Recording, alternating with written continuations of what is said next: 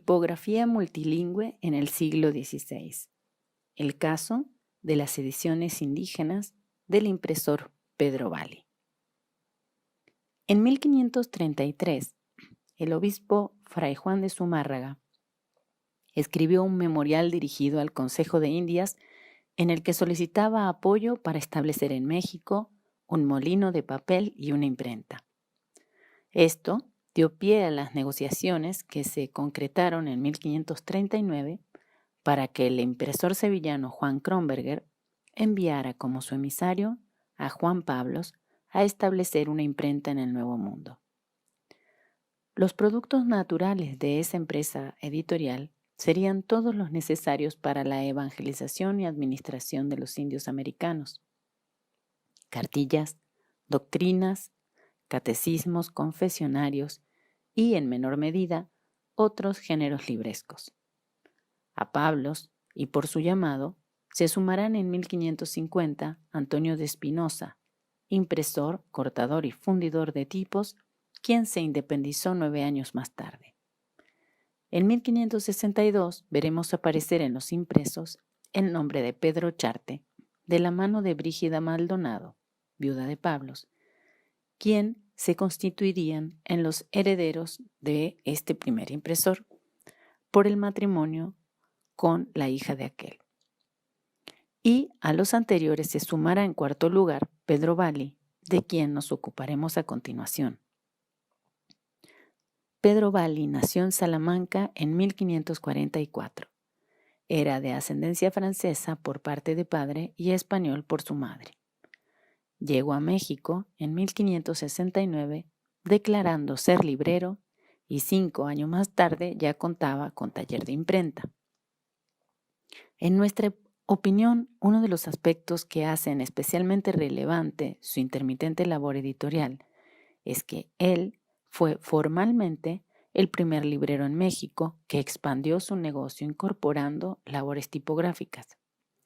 Y de todos los impresores del siglo XVI fue quien editó obras en un mayor número de lenguas indígenas. Aunque esas dos razones lo convierten de suyo en uno de los impresores más destacados de la segunda mitad del siglo XVI, sorprende que a la fecha es el único de ese periodo que no cuenta con una monografía. Por los motivos antes expresados, en este trabajo presentaremos organizadamente las informaciones biográficas y bibliográficas que diversos autores han ofrecido de él, y realizaremos un primer acercamiento a las características materiales de las ediciones indígenas que publicó entre 1574 y 1595. Entre los investigadores y bibliógrafos que se interesaron por dar cuenta de Bally, cabe destacar a Joaquín García y Cadvalzeta, que habló de él en 1886, a José Toribio Medina, quien lo incluyó en su portentosa obra La imprenta en México en 1909, y Francisco Pérez de Salazar, que lo tocó o lo habló sobre él en 1924. Por su parte, dan noticias documentales y describen algún aspecto concreto de su labor Francisco Fernández del Castillo, Nicolás León, que fue quien descubre uno de sus impresos, también Emilio Balton, quien comenta brevemente la naturaleza de sus tipos de imprenta en un texto de 1939, don Liborio Villagómez, responsable del Fondo Reservado de la Biblioteca Nacional de México, que presenta parcialmente un inventario de su librería en un artículo de 1994, e Isabel Granien Porrúa, quien describe la mayoría de sus grabados en su tesis doctoral del año 94. Joaquín García Cadvalzeta es muy escueto y un tanto impreciso en los datos que ofrece sobre la fecha de inicio de labores de este impresor. José Toribio Medina abunda en las referencias y proporciona algunas pistas que nos permiten imaginar un poco mejor las intenciones comerciales de Bally en la Nueva España. Cito: Pedro Bally, Bailey o Bailey, como en realidad debía escribirse su apellido con V, habiéndose españolizado en aquella forma, fue natural de Salamanca, hijo de Juan o Juan Bautista Bailly y de Catalina Rodríguez, su mujer. Se despachó a la provincia de la Nueva España por soltero y por cédula de su majestad en 15 de julio de 1569. El 9 de marzo de ese año había obtenido otras 2 cédulas reales, dándole licencia para poder llevar un arma de cada género y algunos objetos libres de almojarifazgo hasta por valor de 300 pesos. Es probable que entre sus objetos se contasen algunos libros y útiles de imprenta. Al tiempo de solicitar su pasaje, declaró que su profesión era librero. Fin de cita. Sobre su vida privada, Medina informa que Bailly se casó en México con Catalina del Valle. Del matrimonio, hubo 3 hijas, que se hallaban solteras cuando Bailly falleció, y a Juan Bautista Bailly, datos que conocemos por el memorial que este último envió al rey para solicitar una plaza de oidor en alguna de las audiencias de la Nueva España. Documento sin fecha que Agustín Millares Carlo data aproximadamente entre 1618 y 1619. Algunos nuevos datos sobre Bailly saldrán a la luz en fechas más recientes, aunque no todos los aspectos de su biografía estarán igualmente sustentados. En su tesis doctoral sobre el grabado colonial del siglo XVI, y valiéndose de los numerosos documentos ofrecidos por Francisco Fernández del Castillo, Isabel Granier Porrúa indicaba que Pedro nació en Salamanca en 1544, su padre Juan Bailly era natural de Chartres y negociante de libros. Pedro aprendió el oficio de su padre y trabajó en Lyon, en casa de los Junta, desde donde se trasladó a Salamanca para trabajar en el taller de Andrea y Vicente Portonaris. Más tarde, se mudó a Sevilla y trabajó con el librero Pedro de Portonaris y de ahí se embarcó a Nueva España en 1569. Además de las labores de librero e impresor, Granier señala las de corrector de pruebas, vendedor de papel y encuadernador. Por su parte, como dijimos, en 1994, Liborio Villagómez da a conocer un documento del Archivo General de la Nación sobre la venta que Bailly hizo de su librería a Bernardino Martínez en 1575, en fecha casi coincidente con el inicio de sus actividades impresoras. Al parecer, Pedro Bailly murió en 1600 o poco después, ya que no vemos más impresos con su nombre. Le sucederán Jerónimo, su esposa Catalina y a esta sus herederos, pero por cuestiones de espacio no hablaremos de ello. Para aquilatar la magnitud de la labor de Bailly, en la tabla que se ofrece se presenta un conteo global de la producción editorial por imprentas en el primer siglo de la tipografía mexicana. Como es posible observar, Pedro Bailly será, después de Ocharte y Pablos, el impresor que más obras producirá. Las ediciones de obras en lenguas indígenas representan el 23% de los productos del taller de Pedro Bailly, solo superado por las tesis universitarias que abarcan poco más del 50%. De las ediciones indígenas hemos podido consultar 12 ejemplos.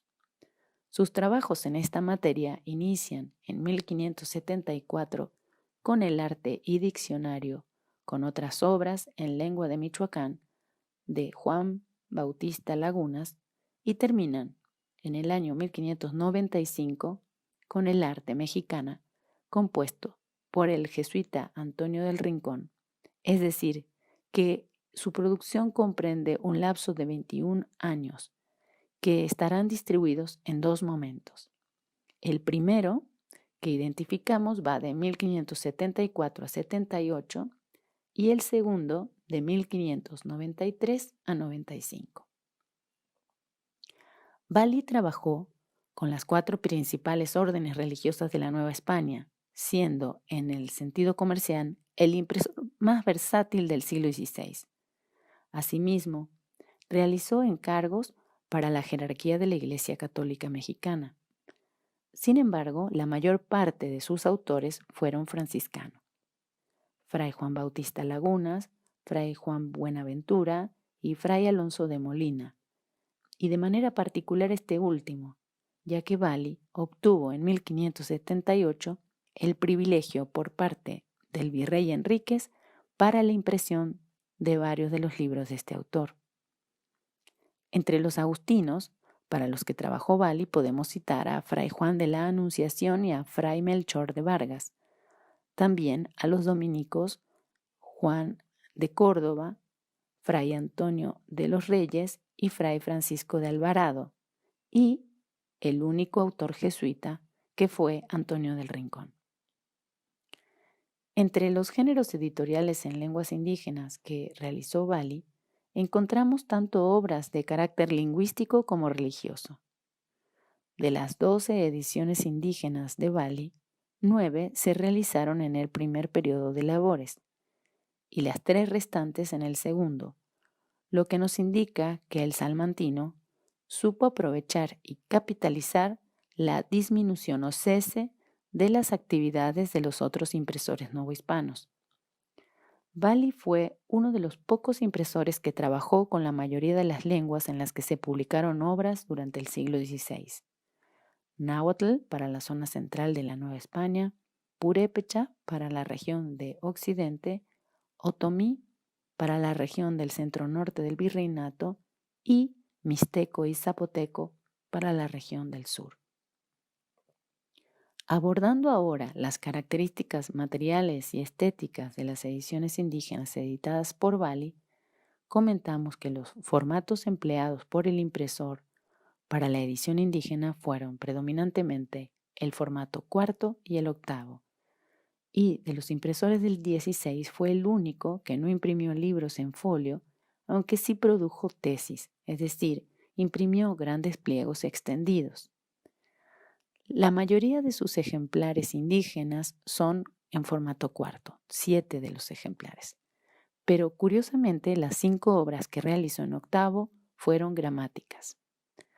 Aunque no tenemos información del número total de páginas de todas sus ediciones, podemos decir que en sus impresos en cuarto se usaron entre 13 y 64 pliegos de papel, mientras que en los formatos octavos se usaron entre 9 y 28 pliegos. Existe una referencia de taza en las portadas en lenguas indígenas de Bali, que figura en la doctrina cristiana muy útil y necesaria, así para españoles como para naturales, en lengua mexicana y castellana, ordenada por Moya de Contreras en 1578, que indica que el libro estuvo tasado a 2,5 reales el ejemplar. Aunque en la primera gramática indígena que Bali editó en 1574 se marcó el contraste lingüístico mediante el uso de redondas y cursivas, en el resto de los casos se optó por el tratamiento paritario de idiomas, con el uso exclusivo de redondas romanas, relegándose la cursiva a los paratextos, es decir, a las notas marginales o cornisas. El diseño de las gramáticas tuvo una importante oscilación de líneas de texto por plana, de 24 a 39. En el diseño del vocabulario mixteco de Alvarado, publicado en 1593, también se optó por el uso de las redondas romanas, sin indicar o marcar contrastes de idiomas, y en cada plana se pusieron 19 líneas de texto. Estas decisiones nos dicen que en México, para el año 1574, por lo menos, ya estaba estabilizado el uso de la redonda para la composición de textos de géneros lingüísticos.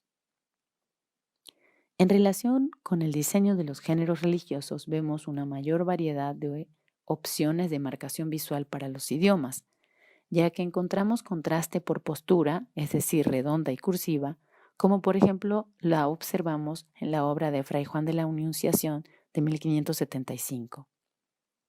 Y también Alternancia de familias, por ejemplo, entre la gótica y la romana o la gótica, como se observa en la obra de Vargas de 1576.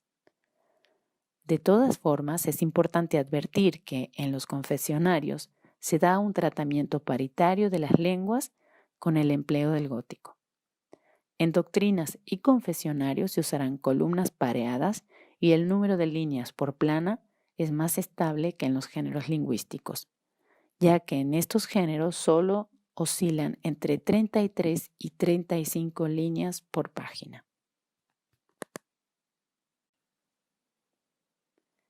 El único de los estudiosos contemporáneos que hizo algunos comentarios sobre los tipos de imprenta empleados por Bally fue Emilio Walton. El estudioso comentaba que los tipos de Bally fueron muy variados pero poco originales, ya que, salvo los caracteres romanos, su material se asemejaba al de Ocharte y Espinosa. Walton es muy escueto al referirse a los estilos romanos y cursivos de Bally y solo indica, cito, ciertos caracteres romanos e itálicos de Bally denotan un estilo individual, fino y elegante, que podría rivalizar ventajosamente con los mejores caracteres elseverianos. Fin de cita. ¿Pero qué quiere decir Walton con estilo individual, fino y elegante? Como es evidente, esos adjetivos no permiten la caracterización puntual de las funciones de Bally, pero interpretamos que Walton quiso decir que algunos de los tipos del impresor no habían sido empleados por sus competidores, lo que de forma colateral nos indica que no todos los impresores del siglo XVI recurrieron a los mismos fundidores locales o circuitos de aprovisionamiento externo. Lo que no dice Walton es cuántos cuerpos de romanas y cursivas usó Bally. Nosotros apreciamos que tuvo al menos 2 cuerpos distintos que se observan en la portada y los preliminares del Confesionario Mayor de Molina de 1578. Es preciso indicar un cambio de estilo en las redondas romanas de Bally, ya que las que se usan en el vocabulario mixteco de 1593, más claras, nítidas y definidas, difieren estilísticamente de las previas, más oscuras y robustas que usó, por ejemplo, en 1579. Respecto de las cursivas, hasta ahora apreciamos un cuerpo de letra en el Ceremonial y Rúbrica, publicado en 1579. Respecto de los tipos góticos, Walton comentaba, cito, puede afirmarse que Bally hizo poco uso de ellos, y por lo regular, estos son los mismos, particularmente 100G, que Pedro Charte utilizaba en sus libros. Así Bally estuvo imprimiendo la Doctrina en Otomí del padre Melchor de Vargas de 1567, el Confesionario Breve de Fray Alonso de Molina, el Confesionario Mayor del mismo Molina en 78 y la segunda edición del Sumario de Indulgencias de 1584. Fin de cita. Además de Walton, nosotros identificamos al menos otro cuerpo menor de gótico, 96G o 98G, tenemos duda, en la doctrina trilingüe náhuatl, castellano y otomí de Vargas de 1576. Y agregamos que Bally fue, junto con Pedro Charte, el último impresor del siglo XVI en emplear tipos góticos, ya que después de él nadie más los usaría, o al menos no en obras que hayamos localizado.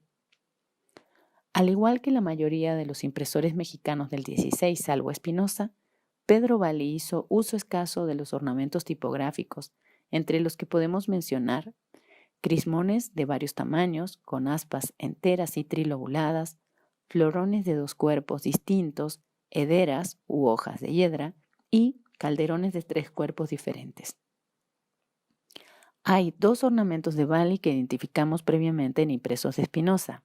Una flor de 4 pétalos que Bally usará en la doctrina trilingüe de 1576 y un ornamento a manera de remate de cartucho que habíamos visto empleados en los subtítulos del Tesoro Espiritual de Gilberti de 1575 y que Bally usa en el vocabulario mixteco de Alvarado de 1593.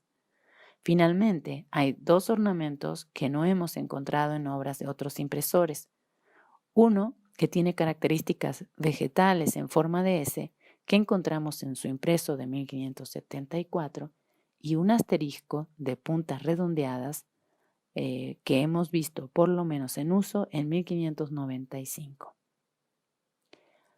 La mayoría de las series de capitulares de Bali, al igual que sucede con muchos de sus grabados, ya los habíamos visto en los impresos de Pablos, Espinosa y Ocharte.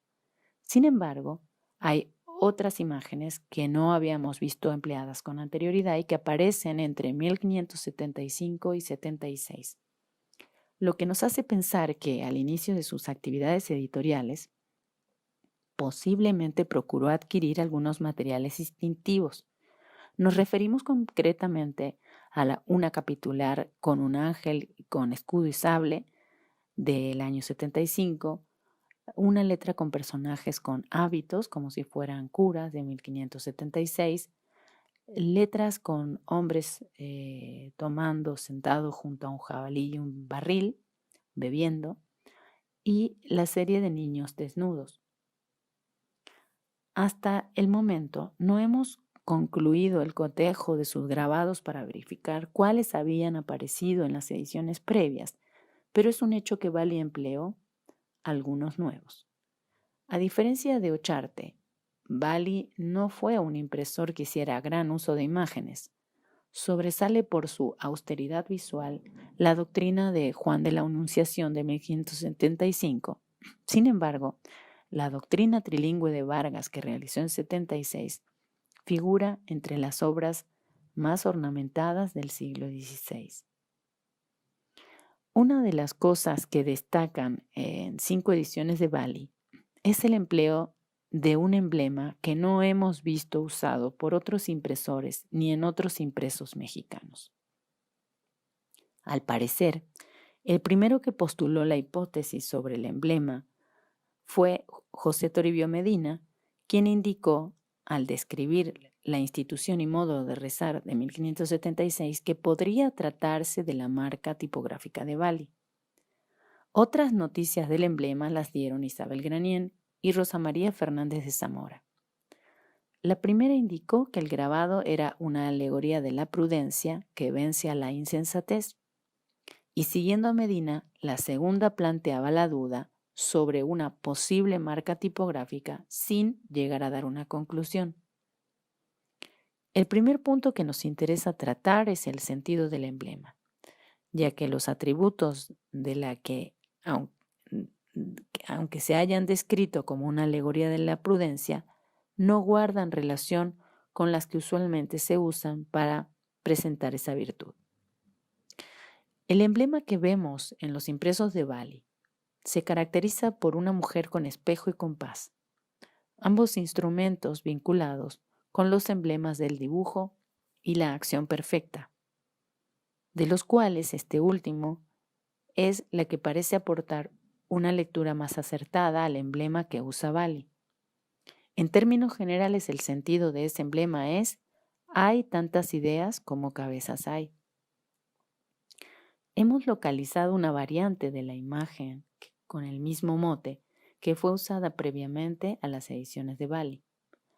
La obra en la que se usó el emblema fue El Espejo de Consolación, libro sexto, en el cual se muestran ser mejores los males de esta vida que los bienes de ella, por muy claros ejemplos de la Sagrada Escritura, compuesta por el franciscano Juan de Dueña, impreso en Medina del Campo por Francisco del Canto a costa del honrado varón Alonso Gómez de Udicana en 1570. En este caso el emblema se encuentra en la portada del libro, pero no es la marca del impresor Francisco del Campo, sino la del patrocinador de la obra, Alonso Gómez de Udicana, de quien solo sabemos que era natural de la villa de Madrigal, cerca de Valladolid. Bali usó el emblema en 2 periodos, en 1575 y 76 y en 1578, año este último en el que obtuvo del virrey privilegio para la edición de varias obras de Fray Alonso de Molina, que al parecer el impresor había costeado. La imagen se usó en las ediciones en 3 posiciones distintas: 2 en el colofón cerca de su nombre, 2 después de la tabla de contenidos y una más después de una epístola nuncupatoria antes del inicio del texto. Hemos explorado varias posibilidades para explicar el uso del emblema sin encontrar relación con la autoría de las obras ni el patrocinio de las mismas, como en el caso español. Por el momento, y hasta no encontrar más datos, nos inclinamos a pensar que Bali pudo haber usado este emblema como una marca personal y por la fecha en que se usó por primera vez, tal vez pudo haber sido realizada por el grabador Juan Ortiz. Como conclusiones preliminares de este recorrido, podemos comentar que aún quedan numerosos datos biográficos pendientes por esclarecerse, empezando por su periodo español antes de llegar a territorio mexicano y la naturaleza de sus negocios como librero, ya que esa parte de las labores de Bali permitirían entender algunas de las fluctuaciones en el convulso mundo libresco mexicano de la segunda mitad del siglo XVI. Creemos que los periodos de su actividad como impresor se pueden explicar y entender mejor si se los mira en relación con las condiciones externas de sus competidores en México, condiciones que Bali supo leer y aprovechar. Sobre el cariz de su empresa editorial, es posible observar una gran versatilidad en el modo en el que Bali estableció sus vínculos comerciales. La mayor parte de sus trabajos tipográficos en lenguas indígenas la realizó en lo que puede identificarse como un segundo momento de la empresa misional americana, derivada parcialmente del énfasis editorial del Segundo Concilio Mexicano. Nos referimos con esto al periodo comprendido entre 1565 y 1585.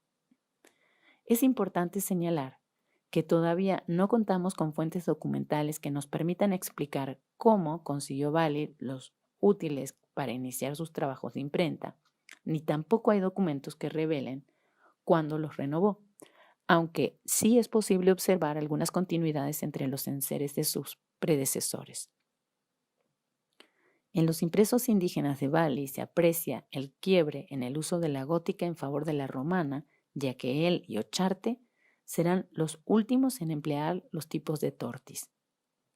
También se observa que el material de Bali, un cambio en el estilo de las romanas que pasan de ser las oscuras antiguas a las esbeltas renacentistas. En relación con el uso de las imágenes, una parte del repertorio de Bali será novedoso, pero aún está pendiente para él y sus contemporáneos un estudio detallado de las relaciones imagen-texto, pero mención aparte merece el emblema que aparece en 5 de sus impresos, del cual, si bien no hemos podido explicar totalmente su sentido y uso, sí hemos encontrado un antecedente y ampliado sus posibles lecturas. Por el momento nos inclinamos a pensar que muy posiblemente funcionará como marca de identificación personal de Bali. Como queda de manifiesto en este trabajo, el estudio de la tipografía del siglo XVI tiene aún varios aspectos que necesitan ser dilucidados y la vida y obra de Bali es justamente uno de esos casos.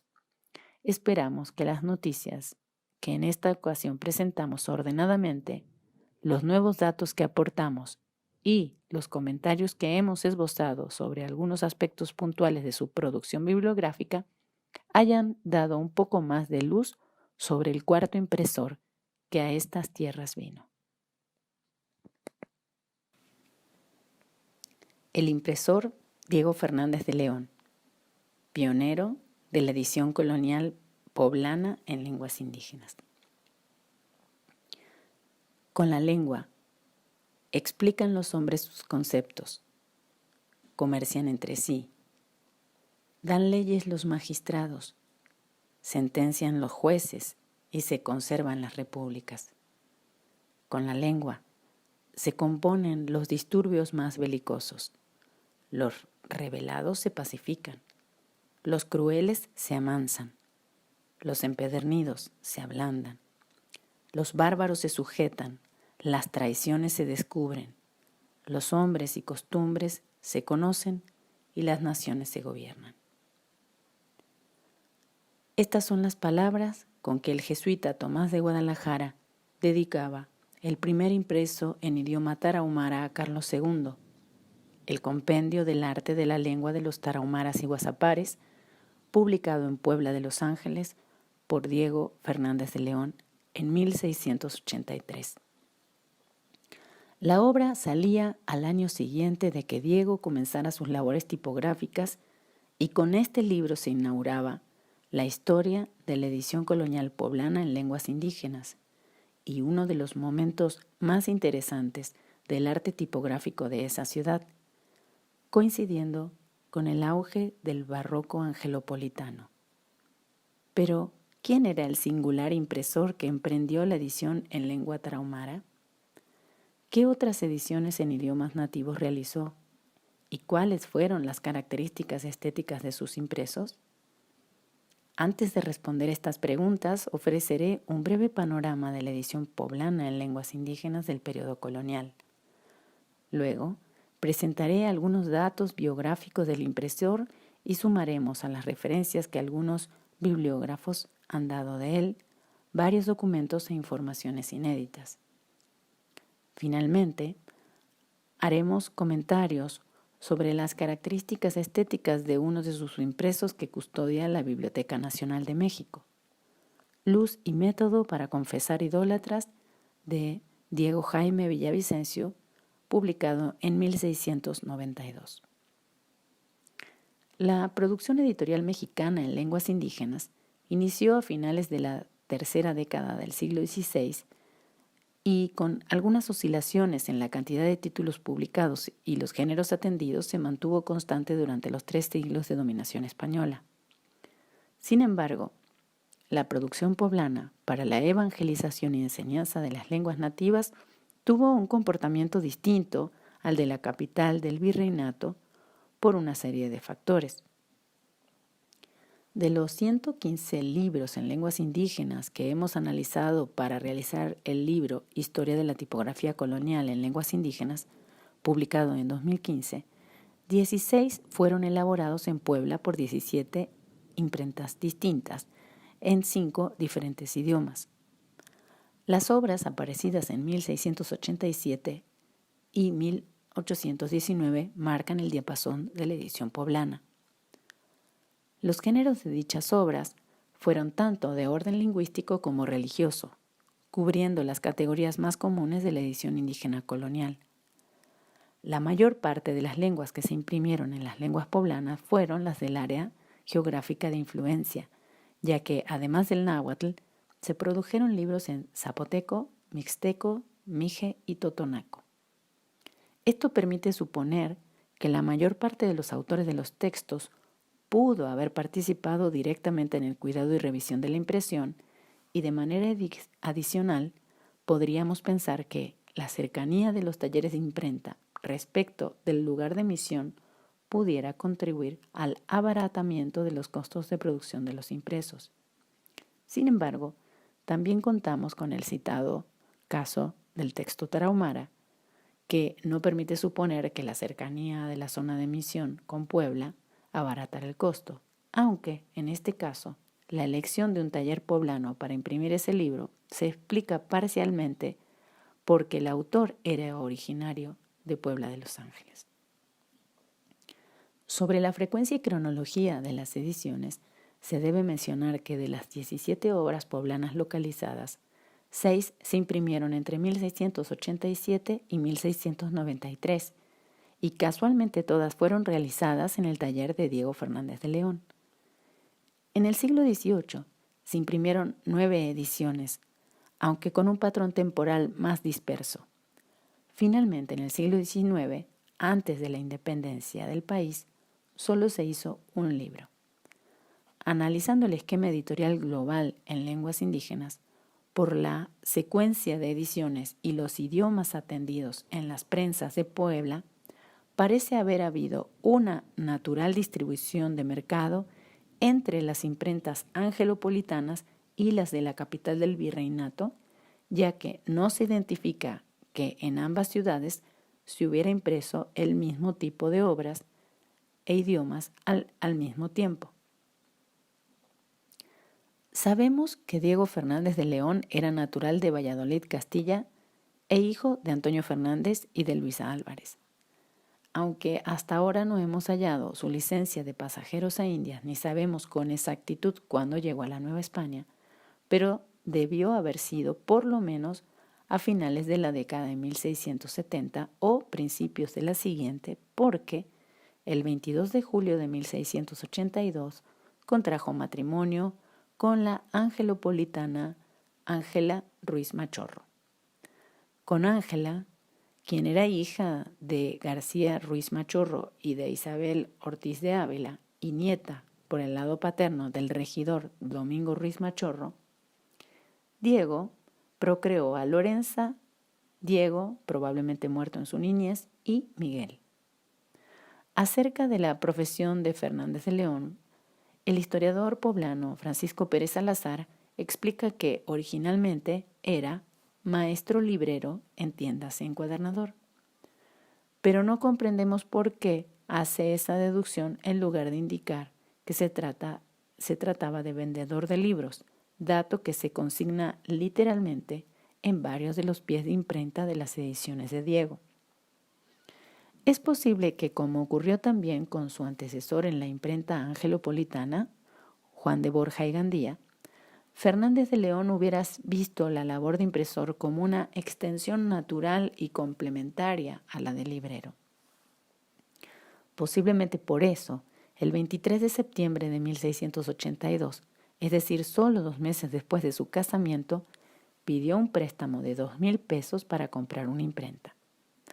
Al menos una parte de la imprenta que adquirió con el aval del alférez José Gómez de la Parra y Nicolás Machorro fue la de Inés Vázquez Infante, viuda de Juan de Borja y Gandía, si tomamos en cuenta la continuidad en el uso de algunas de las letrerías, capitulares y ornamentos tipográficos. Sin embargo, también hay relaciones con el material que usó Enrico Martínez y Antonio de Espinosa, sus predecesores en la Ciudad de México. Según los registros bibliográficos, Diego Fernández de León imprimió un total de 132 textos, considerando folletos y libros, en los 28 años de labor tipográfica comprendida, como dijimos, de 1682 a 1710 con algunas intermitencias. En 1682, Diego suma formalmente a sus actividades de mercader de libros las de impresor, pues de esa fecha son los primeros impresos que de él se conocen. El establecimiento de Fernández de León abrió sus puertas donde había estado ubicada la imprenta de Borja y Gandía, al poniente de la plaza de Puebla. A principios del año siguiente, el impresor recibió como aprendices a Bernardo de Armengol y Miguel del Río Gómez, y también contratará como oficial a Manuel Moreno Pacheco. Y solicita un préstamo el 11 de marzo de 1683 para complementar la imprenta recién adquirida, esta vez por la cantidad de 500 pesos. De igual modo que los Borja y Gandía mantuvieron estrecha relación con el obispo Juan de Palafox entre 1640 y 49, Diego realizó varias obras para el obispo Manuel Fernández de Santa Cruz, siendo una de las primeras las constituciones y ordenanzas para el gobierno de la familia y la casa de 1683. En ese mismo año salió también la gramática tarahumara que comentamos anteriormente. En 1685 se muda a la calle de Cholula, inicia su comercio de libros en la Ciudad de México e instala una imprenta en Oaxaca, emparentando de esta forma la historia de la imprenta y la tipografía en Puebla con la de Oaxaca, que se llamaba Antequera. Como explica Isabel Granién en su ensayo sobre Francisca Flores, la primera impresora oaxaqueña, en 1685, Diego y su esposa Ángela Ruiz Machorro otorgaron 2 poderes a don Francisco Sánchez Asensio, corregidor de Oaxaca, y al capitán don Luis Ramírez de Aguilar, regidor de esa ciudad y alcalde mayor de Teotitlán y Macuilxóchitl, para que ellos tramitaran en Oaxaca un préstamo de 1,500 pesos por una imprenta que ha de poner en esta ciudad dentro de 5 meses. Así el impresor pudo enviar las herramientas, moldes y aparejos de la imprenta en Oaxaca. Para pagar esta deuda, Fernández de León adquirió otro préstamo, esta vez con el dominico Miguel Valverde.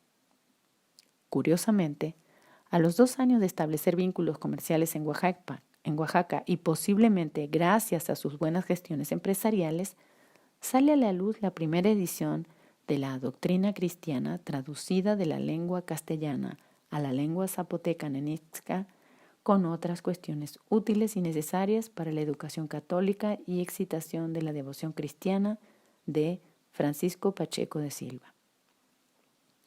En 1688, Fernando Romero y Torres le trae una primera remesa de tipos con un costo de 1,000 pesos.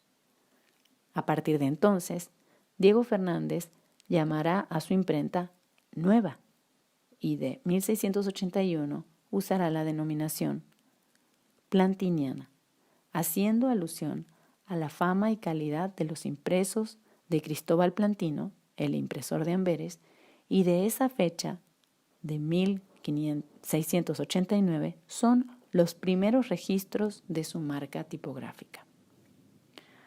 El 11 de julio de 1688, Fernández de León consiguió por primera vez el privilegio para imprimir los convites a las celebraciones del Obispado de Puebla, concedido por el virrey Melchor Portocarrero Lazo de la Vega, conde de Monclova. Al año siguiente de obtener el privilegio, Diego inicia una agresiva campaña comercial. En octubre de 1689 realiza un contrato de alquiler que correrá desde el año siguiente y por 2 años para establecer su taller y librería nuevamente en el Portal de las Flores en Puebla. Para ese momento laboraban en él 5 oficiales y poseía 9 cajones de diferentes moldes de letras de plomo. Justamente en 1689 salieron a la luz otras 2 obras en lenguas indígenas. La primera edición de la Doctrina en zapoteco de Francisco Pacheco de Silva y la primera edición de la Gramática en náhuatl de Antonio Vázquez Gastelo. También inicia la impresión de la vida de Catarina de San Juan, de la cual publica el primer volumen en 1689. Al año siguiente, Diego Fernández de León se traslada a la Ciudad de México para trabajar en la Casa Profesa de la Compañía de Jesús y realiza allí el segundo y tercer tomo de esta obra que salen en 1690 y 92 respectivamente. En México quedará como regente del taller Juan Francisco Fernández de Orozco y como impresor Juan Manuel de Castañeda y Antonio de Orozco. A partir de la década de 1690 comienza una segunda gran campaña comercial del impresor. Aunque hay un desacuerdo sobre las fechas precisas de la expedición de la cédula real en la que se le da autorización para ejercer el monopolio de impresión en Puebla, lo cierto es que en algunos de sus pies de imprenta, Fernández de León se autodenomina impresor de su majestad. Como parte de esa etapa de fortalecimiento comercial, el impresor decide mejorar el surtido de imprenta y realiza varios nuevos pedidos de material tipográfico entre 1692 y 1694. En 92 recibe un nuevo envío de tipos, noticia que aparece en el libro Breve Suma de Fray Juan de la Madre de Dios. En abril del año siguiente, solicita al señor obispo, deán y cabildo de la Catedral de Puebla que le autoricen un préstamo en efectivo para equipar su imprenta y librería. En mayo celebra un contrato con Juan de Paredes y José Rodríguez de Torres, oficiales impresores, para que le asistan en su tienda de libros e imprenta, y también otorga poder a un tal Gutiérrez para que se encargue de la administración de la librería e imprenta, así como para que lo represente en ausencia. Finalmente, en junio de 93, entrega al capitán Fernando Romero y Torres una segunda lista de los distintos tipos de letra que desea conseguir. Entre 1692 y 94 realizará la impresión de Luz y método de confesar idólatras y Destierro de idolatrías debajo del tratado siguiente: Tratado de avisos y puntos importantes de la abominable secta de la idolatría de Diego Jaime Ricardo Villavicencio, publicado en 1692. La segunda edición de El arte de lengua mexicana de Antonio Vázquez Gastelu, del año siguiente, y ya estando a cargo de la imprenta de los nuevos oficiales designados por él, se imprimen la primera y segunda edición de las Reales Ordenanzas de la Casa de Moneda de la Corte Mexicana para el virrey Gaspar de la Cerda y Sandoval, conde de Gálvez, en 1694. Como mencionamos anteriormente, desde el final del siglo XVII hasta la primera década del siglo XVIII, será un periodo de gran carestía de papel, hecho que afectará a los impresores coloniales, aunque curiosamente en este mismo periodo se registra la llegada de varias remesas de material tipográfico. Durante la primera década del siglo XVIII, y para diversificar sus ingresos, Fernández de León será agente de negocios ante la Real Audiencia y realiza la representación de varios vecinos de Puebla en la capital del virreinato. Entre 1708 y 9, la imprenta en Puebla queda en manos de su hijo Miguel Fernández de León y Machorro, aunque indicando siempre a Diego en los impresos. De esta época es la subrogación de obligación de fiadores otorgada por Diego a favor del licenciado Nicolás Álvarez, maestro de ceremonias de la catedral, para garantizar los 1,500 pesos que le facilitaron para comprar letra de Flandes, y más importante aún, es el poder que su propio hijo le otorga para gestionar en la Ciudad de México los privilegios de imprenta que solicitó al rey. Además de las actividades en la capital del virreinato, en esta época continúan los negocios que desde 1685 había establecido en Oaxaca. En 1705, Fernández de León todavía no había pagado al dominico Valverde el préstamo para establecer la imprenta oaxaqueña, por lo que le solicitó tiempo adicional para cubrir la deuda e inclusive le concedió que gozase del taller. Sin embargo, el fraile no aceptó el trato y en 1706, a causa de ese litigio, Diego tuvo que realizar un informe ante el virrey para defender su buen nombre. El asunto todavía estaba sin resolverse en enero de 1710, a juzgar por un protocolo de cancelación de deuda que hemos localizado en Puebla, aunque dicho documento finalmente no tuvo efecto. En 1710, Diego Fernández mudó nuevamente la imprenta a México y decide dejar a cargo del negocio a Antonio de Gama, con quien celebra un contrato de aprendizaje el 31 de enero de ese año. Con este contrato constatamos que al menos en 3 ocasiones elaboró convenios de aprendizaje, dato no menor ya que nos da luz sobre la manera en que consolidó la formación tipográfica en la Nueva España. Pocos días después de este, se celebró otro contrato, ahora con el librero Bartolomé de Rivero, para que imprima en la imprenta que él tiene en la Ciudad de México por un lapso de 3 años todos los papeles de convite y para que los venda en su tienda. En el mismo documento otorga poder general a don Carlos de Olavarría, procurador de causas de la Audiencia Ordinaria de la Ciudad de México, para que lo represente en todos sus asuntos. Es importante señalar que la relación entre Fernández de León y Rivero tenía un antecedente por lo menos en 1695, ya que Rivero fue el patrocinador de la tercera edición que Diego hizo de la gramática de Antonio de Nebrija. Fernández de León muere el 6 de agosto de 1710, mismo año de su muerte, y con pie de imprenta, La viuda de Diego Fernández de León, se publicaba en la Ciudad de México algunas piezas más.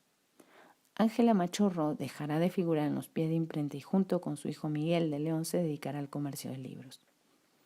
En adelante la imprenta, que había sido de Diego, así como el privilegio real para la impresión de convites, será comprado por Miguel de Ortega y Bonilla, iniciándose con él una nueva dinastía de impresores poblanos. A continuación comentaremos solo algunas de las características estéticas de los libros impresos indígenas de Diego Fernández de León que están en la Biblioteca Nacional de México. Diego Jaime Ricardo Villavicencio fue un cura nacido en Quecholac, Puebla, y autor de Luz y Método para confesar idólatras. Este libro es sumamente relevante en su género ya que demuestra la verdadera preocupación que a finales del siglo XVII había entre los religiosos por la continuidad de prácticas paganas entre los indígenas.